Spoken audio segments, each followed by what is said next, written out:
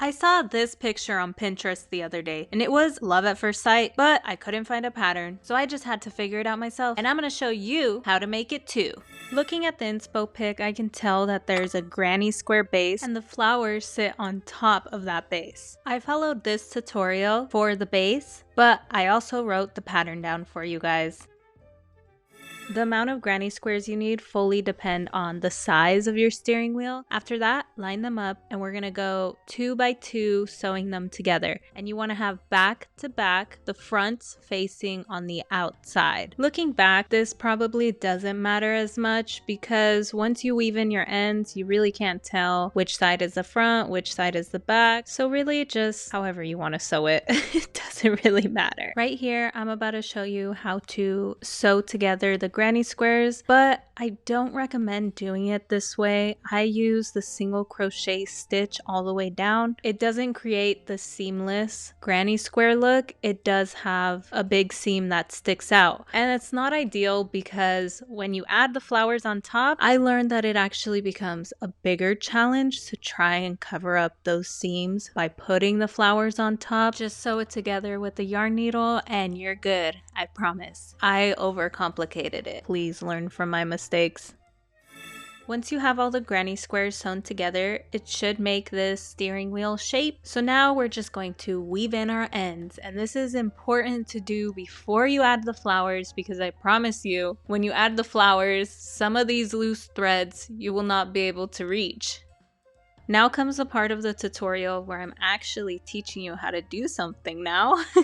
We're doing the edging, and what I've learned from the edging, everybody's steering wheel is a little bit different. My steering wheel is very skinny. From my inspo pic, it's more of a thick steering wheel, so I had to add 2 rows of single crochet on the border versus a thicker steering wheel would only need 1 row of single crochet. When you get to these seams right here, if you did do the single crochet joining in between the granny squares, you'll need to do an extra single crochet on the stitch before and then just jump over that seam and do an extra single crochet on the other side. So on the corners of each of those 2 granny squares, you'll need a total of 2 single crochet stitches in each. But if you didn't do the single crochet joining, then 1 single crochet in each stitch should be fine. This is what it should look like with 1 row of single crochet edging.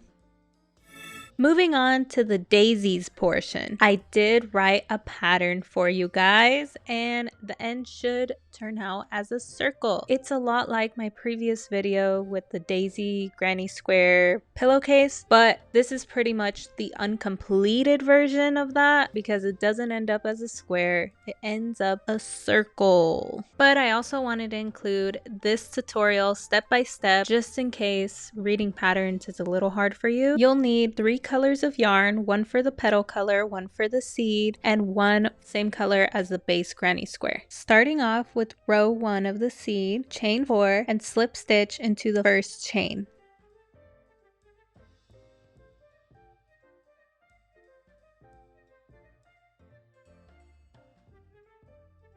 Chain 1 and insert 8 single crochets into the middle of the circle you created.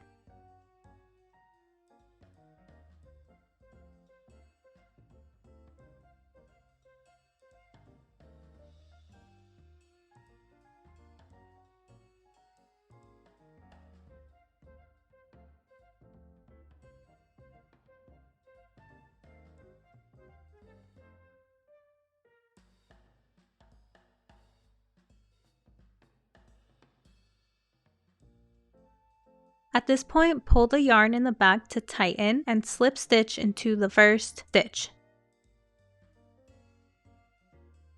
Row 2 of the seed, chain 3 and double crochet in the same space, and you're going to increase in each stitch after that. So 2 double crochets in each stitch.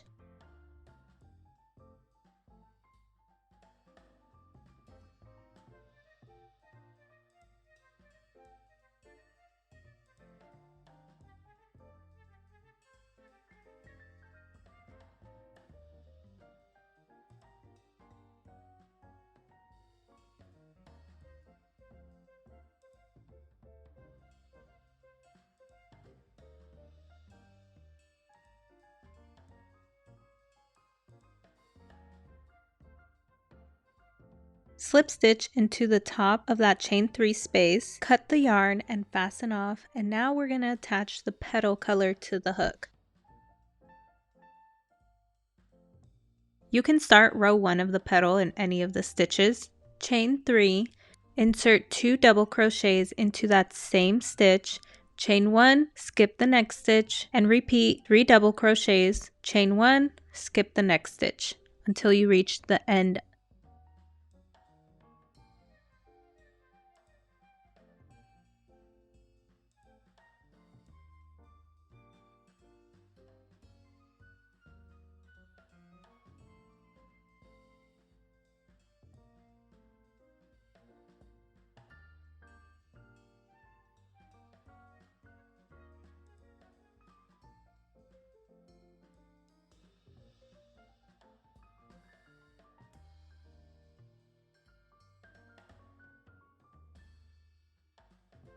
You should end on a chain 1 and just slip stitch into the first stitch. Pull the yarn up and drop it. Do not cut off the petal yarn. Attach your background color to your hook, and we're going to start row 1 of the background. Chain 3, this counts as your first double crochet. Chain 4,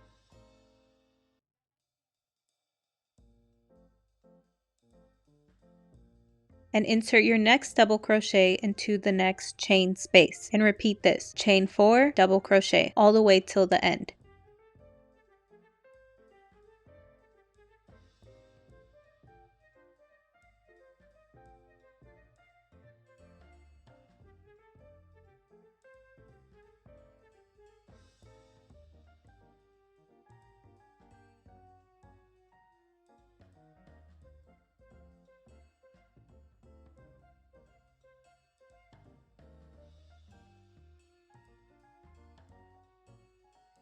Ending with the final chain 4, slip stitch into the top of the chain 3.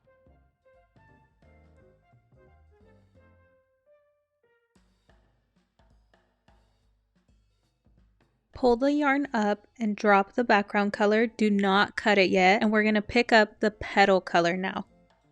Row 2 of the petal, chain 3, and increase in the next stitch, so 2 double crochets, a double crochet in the stitch after that, chain 2, and repeat. Double crochet, increase, double crochet, chain 2. And we are only working in the petal color. Don't touch the seed, don't touch the background, we're just working around it.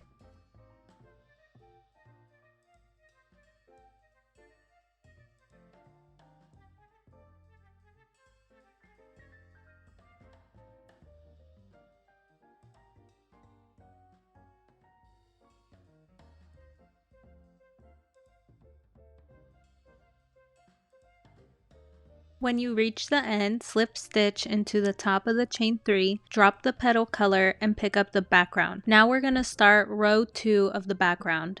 Chain 3, double crochet in the same stitch, chain 5, and repeat this pattern. 2 double crochets, chain 5.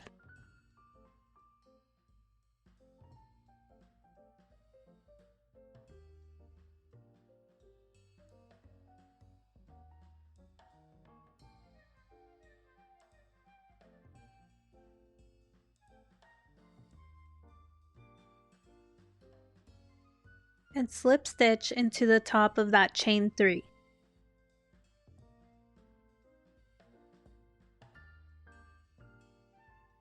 Drop the yarn and pick up the petal yarn. Now we're going to do row 3 of the petal. Chain 3, increase in the next stitch, which means 2 double crochets, double crochet in the next stitch, double crochet in the last stitch, chain 2, and repeat this pattern. Double crochet, increase, double crochet, chain 2 until the end. Ending on a chain 2, slip stitch into the top of the chain 3 that you started with.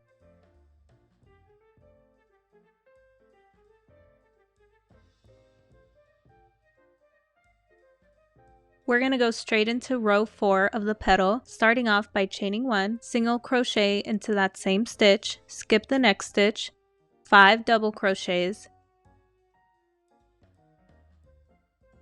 skip the next stitch, single crochet, chain 2. And repeat this pattern: single crochet, skip stitch, 5 double crochet, skip stitch, single crochet, chain 2 until you reach the end.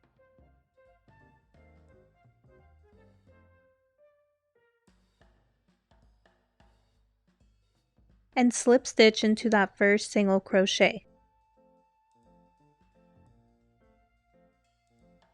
This is the final round for your petals, so you can fasten off and cut the yarn. Onto our final row, row 3 of the background. Chain 3, increase in the next stitch, so 2 double crochets,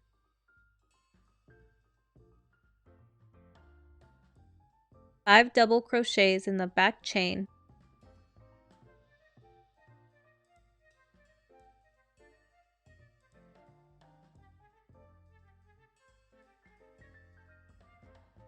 and repeat this pattern. Double crochet, increase, 5 double crochets in the back chain.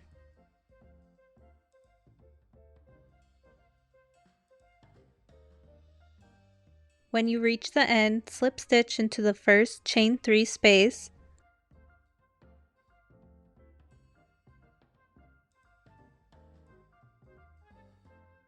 fasten off and cut the yarn.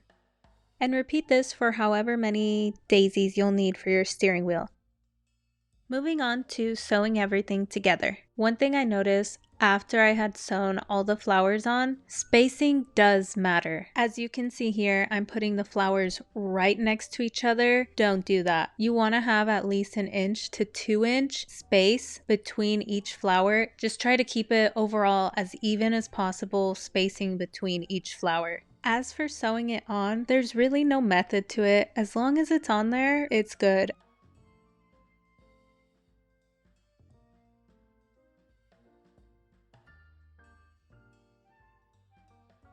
Also, these ends behind the flower, they really don't matter. No one's gonna see them. You can leave them if you want. And if you think you're done right after sewing all the flowers, well, you might be. As you can see here, I'm taking off this nasty cover that I had on mine. It was atrocious. And here's me trying my steering wheel cover on, and it's actually very slippery. I don't know, it would not stick on. I don't know why. It was a lot harder than it needed to be. I finally got it on, and that's when I realized, wait, there's something wrong with this.